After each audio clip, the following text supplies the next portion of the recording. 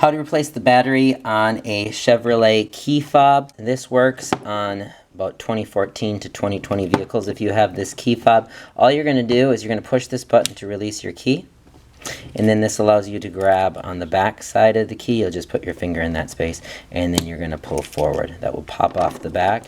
Once you've done that, you're going to see that there is a flat piece right here. You're simply just going to push on the battery, push it down, and pull back towards that flat edge.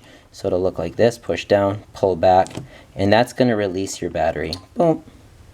You can take your new battery, remember, leave the CR2032 side facing up, and you're going to put it back in the same way. You're going to slide it under that flat edge, push down, and then you're going to slide it back under that lip.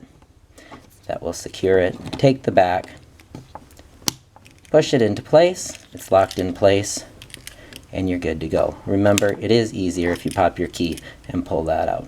Hopefully this helps. Thanks for watching, and best of luck.